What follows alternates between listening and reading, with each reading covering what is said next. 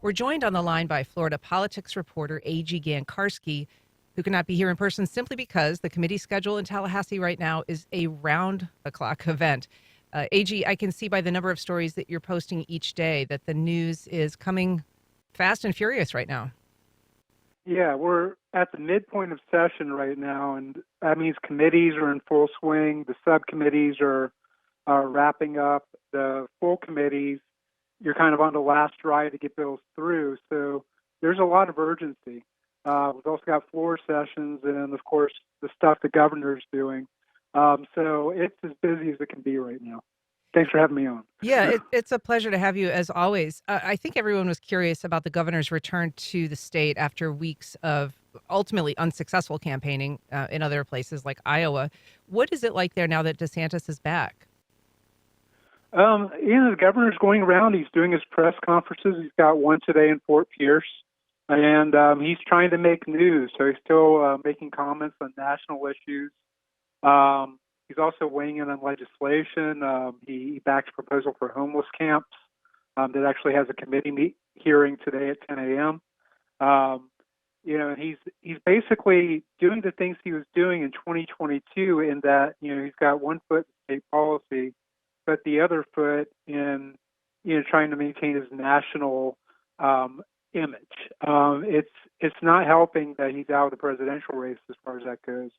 He's not getting the repeated bookings on Fox News, Newsmax, things like that. But, he seems to be playing the long game. Reports are that he's got a political team that he's going to keep, which to me suggests that he's looking at a 2028 race. That's the thing that is logical from there. Theoretically, Donald Trump could put him on the Supreme Court or something, but if Donald Trump gets elected president. But I think DeSantis is looking at his political future outside Tallahassee, but he said just yesterday the sole focus is on being governor for the next 3 years. So I think the way he's going to play it is kind of like he played it before he ran for president, trying to score conservative victories that he can message on nationally down the road. He's still a presence, and he'll still have veto power in the budget, so he still has control over the legislature. I think some people thought that maybe the kind of culture war atmosphere would be dialed back a little bit now that he's not on the same national stage that he was. But you're not seeing that in Tallahassee in terms of his influence or his the positions that he's taking on other issues? No, I mean, I'm not seeing much in the way of amelioration. He seems to be more concerned about laws actually passing legal muster. He's seen a lot of the bills he supported face challenges in court. So, he's talking about bills. He says he's worried about them sticking now, which I think is a sign that he realizes that it's not just his word and not just his courts, but it's got to jive with the federal framework too. So, yeah, I mean, he's a little bit more cautious. I mean, obviously, but he's not really, humbled in the way you might expect somebody who, ran a $168 million presidential campaign without carrying a single county in Iowa, who had to fold it before New Hampshire because he's polling around 5% there. So, just like when he ran for Senate in 2016 and then got out of that race to run for House again, he's got a pretty short memory when it comes to his own setbacks. He's resilient, and he continues to be a force in the Capitol. We're talking with political reporter A.G. Gankarski about what's happening at the halfway point of Florida's legislative session.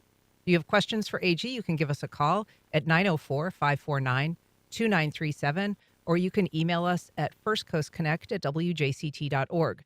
You can also message us on Facebook or Instagram, and you can also tag us on X at FCC On Air. AG, I want to talk about one crazy session headline that came from Representative Angie Nixon from Jacksonville. She tweeted that she was accused of stealing food from the members' lounge. What happened there? Yeah, there was, a miscommunication or a microaggression, depending on how you want to interpret it. Representative Nixon was getting her lunch. She got a text saying that she hadn't paid her tab. About 25 minutes later, she got a text saying, sorry, we made a mistake. That didn't reassure Representative Nixon at all. She sees in the context of a lot of microaggressions over the course of, the speakership of Paul Renner. Ironically enough, Paul Renner actually, ran for the state house in some of the same areas that Nixon represents right now before he moved to Palm Coast. But, Renner gave her a bad office assignment in the basement for a while. She was dealing with the rat issue in her office.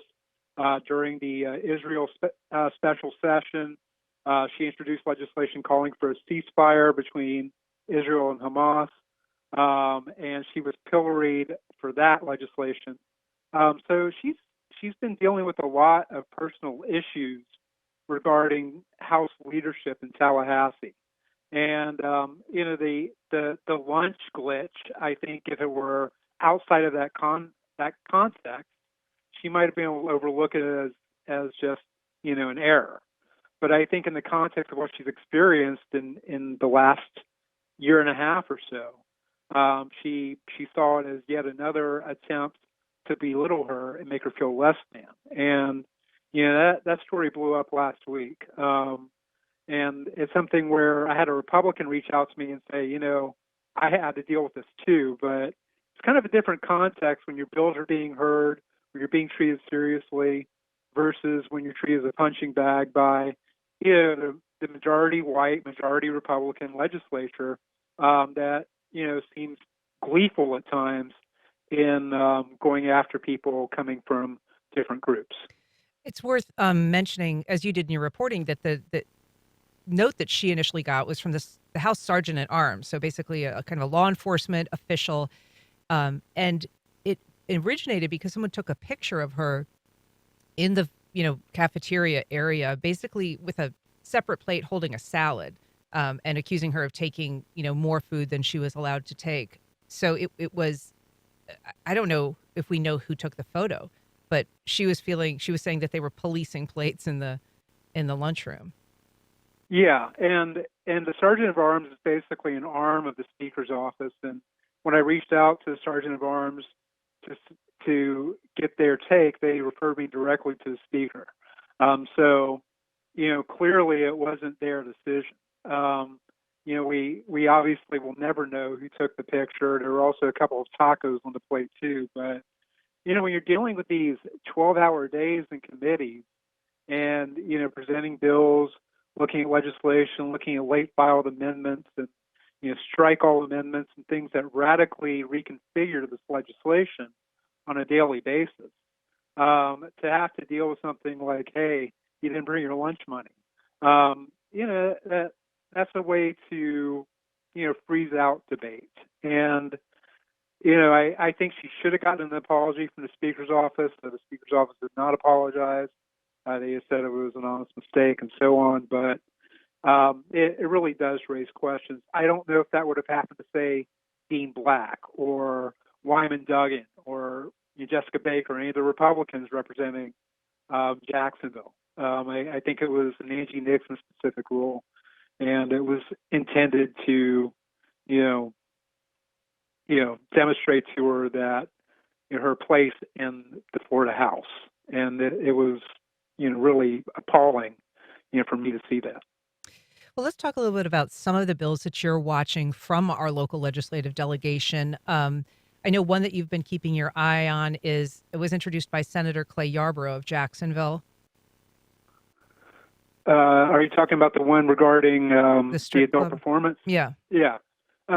Basically, it's a bill regulating adult performance. It's stripping. It's adult theaters, adult bookstores. I don't know how many of the latter two there are. I do know there are still strip clubs around. But basically, it raises the age for any of that working there to 21. Yarborough's bill, it contemplates felony penalties for club owners employing underage new performers. The Senate version, which he's sponsoring, has a misdemeanor for club owners who employ those people like a hostess or a cashier capacity. It does not punish performers. It should be said. It's intended to punish proprietors and the people who profit off of this. And the idea is to stop human trafficking. There's a House version, and it's a little bit different because, felony penalties for any employees under 21. And Democrats have pushed back against this. They've said that, ironically enough, Representative Nixon, she said that adult performance is legitimate work. Um, and people have said that it raises constitutional issues, like you're an adult 18, but you can't perform in this capacity until you're 21. So it's something that's probably going to get through. I would expect that Yarborough's language will probably be the one that prevails, given the fact that, it was changed via Senate amendment. But ultimately these bills have to match. So if the Senate passes one or the House version passes, it can come over in messages and the full body can vote on it. But, they can also amend it and send it back so they can see this kind of game of ping pong between the House and the Senate that can go all the way to the end of session. You know, So it's something to watch, but it's one that's probably going to pass. one bill that caught my eye that Yarborough is also supporting, Senator Yarborough, is this so-called cultivated or lab-grown meat. I know you're a vegan, AG, but is this bill strange? Is it just a bow to the powerful beef lobby? What's happening there with this push to ban It cultivated meat? it is in fact a sop to the cattle lobby. We have a cattle industry in the state, as Republicans are saying. Most of the state, when you get into the interior, you see a lot of farms, and that includes cattle farms. Cultivated meat, it's still an experimental thing.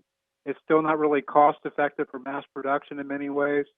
It's obviously a lab grown simulation of animal flesh.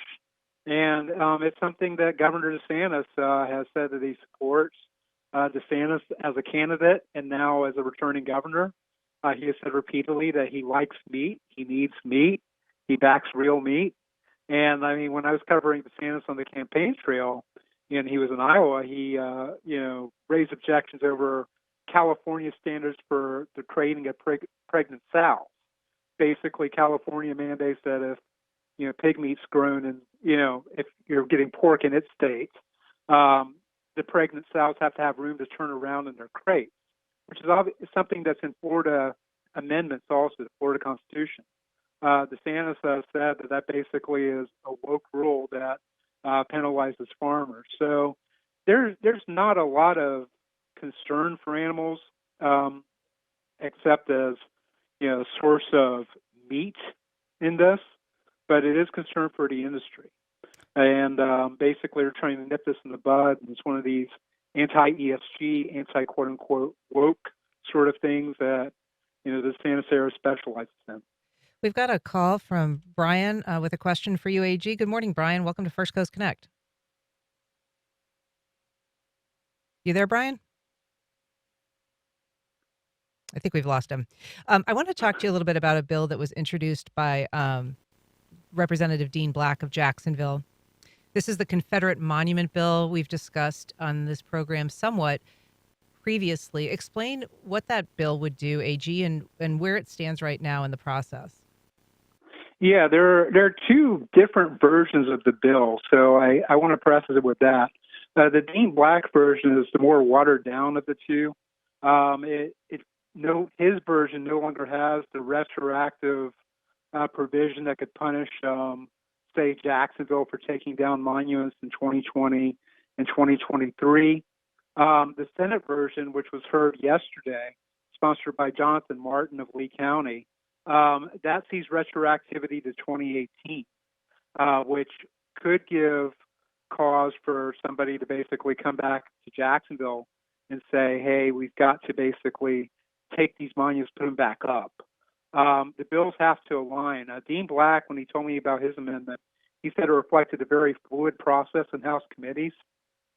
The Senate version, hasn't seen any amendments and has actually gotten through two committees, including one last night, where sponsor Jonathan Martin made some wild comments about Jacksonville specifically, accusing the city council of trying to take down monuments and saying that the city didn't respect Black history, which got pushback from a lot of people that we follow on social media, including Senator Tracy Davis, who called out the statement for being ignorant.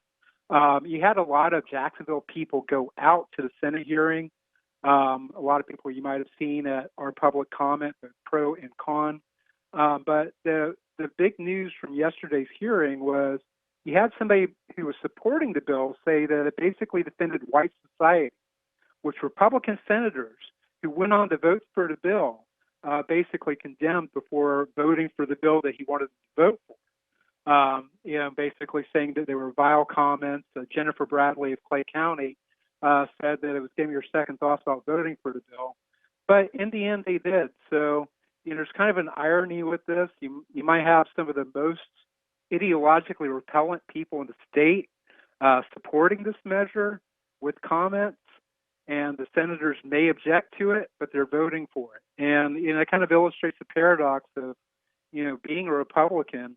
You might know better, but you're not going to do better in some cases. And I'm curious to see how the House and Senate versions of this legislation are reconciled, because I don't get the sense that there's appetite in the House for a retroactive provision.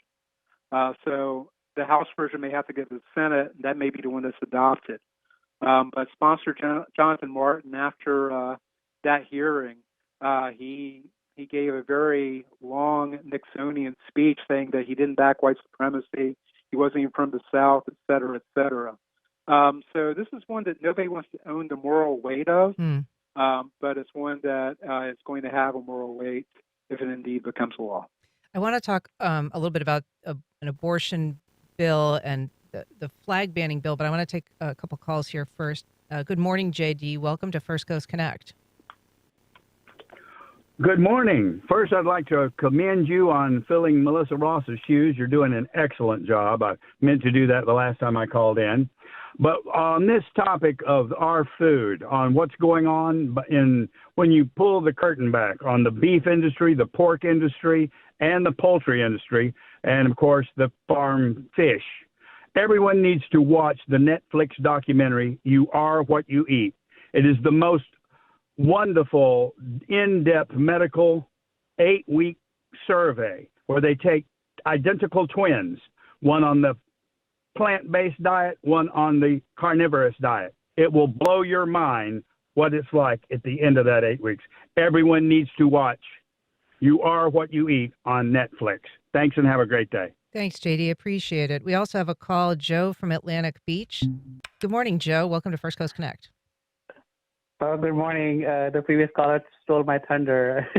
Yeah, if people knew how cruel meat is for the animals, for the environment, and for our waterways, they would be eating plant-based. And I'm glad that they mentioned about the sows.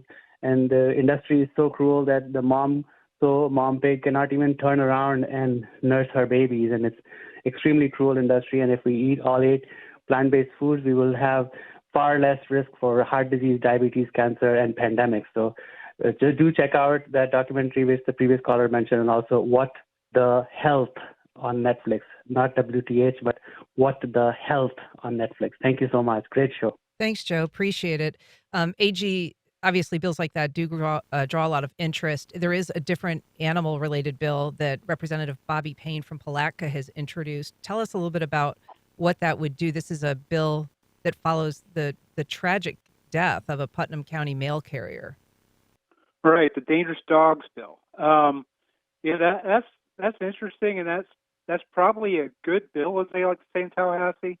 Requires the Department of Agriculture and Consumer Services to create a statewide registry of dangerous dogs. That would be fed by local animal control agencies. It would require the owners of potentially dangerous dogs to preemptively confine the dog in a fenced yard or a kennel to protect the public. And it's something that, after, the death of that mail carrier, 5 dogs attacked her. And it was a brutal death. Pam Rock was her name. And Miss Rock, she had her arm amputated before she died in an attempt to save her. And that didn't work. So it was a brutal attack. Brutal attempt to save her, and an awful death. And as we know, especially in rural areas, people do keep dogs, tethered to trees and let them run and things like that. And So something like this is probably a good consumer protection, and it might have saved Pam Rock's life if it existed a year ago. The tragic thing that I recall about that was that the owner, I believe, had tried to surrender at least some of the dogs, but there was no space at the kennel, so or at the Humane Society there. So, um, Yeah, I mean it's tough when you're in these rural counties. They're big counties and they're fiscally constrained, as they say. So they don't have the resources even we have here in Jacksonville. so I do want to talk though about the abortion bill that the legislature is looking at, the just the abortion issue generally as it's happening in the state. What are people paying attention to in Tallahassee? What is happening on that front that people in Jacksonville want to know about? Yeah, I think with the abortion issue, the real stuff that's happening is in the Supreme Court this session, because they already passed the 6-week ban with exceptions, the 15-week ban the session before, and they're waiting on the Supreme Court to weigh in on the legality of the 15-week ban. And if they do that, based on the Dobbs decision of 2022, the 6-week ban would be in place in 30 days. So that Supreme Court hearing is pending. Supreme Court is also, right as we speak, talking about a proposed citizens initiative that would protect abortion rights. If it would need 60% of the votes if it got on the ballot, but Ron DeSantis is worried about it. He said that if this gets on the ballot, the activists will be "quote unquote" loaded for bear. So, that's really something that if the people of the state wanted to upend these new restrictions in abortion law, because remember it was a different climate before the last couple of years, then the ballot box may be the place where it happens. So the legislation going in Tallahassee right now, we don't really know where it's going to go. It doesn't seem like it has the same momentum that it's had in the last couple of years. And I think with the Citizens Initiative and the questions legally about the previous laws, it might be a slow walk this session for more abortion changes. But the idea of a citizens initiative on abortion, I mean, that really could change the political dynamic in November when it comes to the presidential race. Yeah, I mean, it could. I mean, this could mean a lot to not only Joe Biden and Donald Trump, but Rick Scott, his Senate opponent, because it's something that's going to drive out independents, going to drive out Democrats, give them something to vote for, even if they don't like President Biden or whoever runs against Rick Scott as the Senate candidate. That could actually turn them out. That combined with the cannabis amendment that is Hmm. also up, potential cannabis adult use legalization. That looks like it's going to be on the ballot also. So you're going to have these issues that in other states have changed the electorate, galvanized the vote. I mean, the threshold in this state is 60% for these things. So it's a little more challenging to actually achieve it. But even if you got 57, 58 for legalized abortion, legalized cannabis, you might not get those initiatives through, but you may swing elections Democrats' way. The question is, though, with Republicans having a 700,000 vote advantage that's growing, if it'll make a difference in the end. I want to ask you about the bill that is, I'm not sure if it's stalled out now, but it's the bill that would ban, for instance, pride flags from schools or government buildings. That has gotten a lot of attention both locally and nationally.